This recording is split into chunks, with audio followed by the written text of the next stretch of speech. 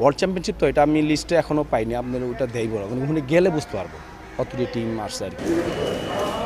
এমন একটা আসরে অংশ নেয়ার আগে বক্সারদের প্রস্তুতিতে ফেডারেশনের তৎপর থাকার কথা, কিন্তু বাস্তবতা একেবারেই ভিন্ন।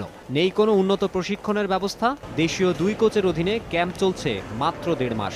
সময় মাত্র আমরা 1.5 মাস টাইম, এরকমই এটা তো হয় না, আরও টাইম লাগবে।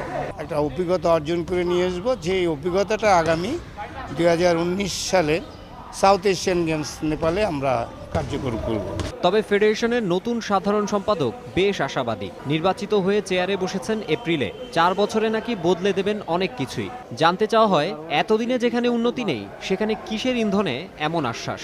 মহিলা ফুটবল দেখে কিন্তু আমি বেশি অনুপ্রাণিত হয়েছি। সারা বাংলাদেশ থেকে জুনিয়র লেভেলের ট্যালেন্ট হান্ট, মেয়ে এবং ছেলে বক্সার বের করে এনে একটি বিদেশি কোচের তত্ত্বাবধানে এদের দীর্ঘমেয়াদী প্রশিক্ষণের মাধ্যমে বক্সিংটাকে সমৃদ্ধ করার চিন্তা ভাবনা আমার আছে। কিউবান কোচ ফার্স্ট চয়েস, ও যদি ফেল করে তাহলে নিউজিল্যান্ডের একজন কোচ আছে, দুজনই মানে ওয়ার্ল্ড ক্লাস।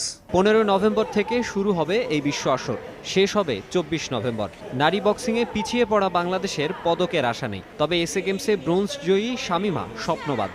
বক্সিংয়ে তার অনন্ত অনুরাগ। শুধু খেলাই নয়, নারীদের আত্মরক্ষার্থেও কৌশলগুলো ভালোভাবে আয়ত্ত করার প্রয়োজনীয়তা অনুভব করেন এই বক্সার। আমাদের বক্সিং খেলেই অনেক হারি আমরা, তো যদি আমরা রাস্তাঘাটে চলাফেরায় কোনো অসুবিধা হয়, আমাদের কোনো অসুবিধা হবে না, আমি বলতে পারি।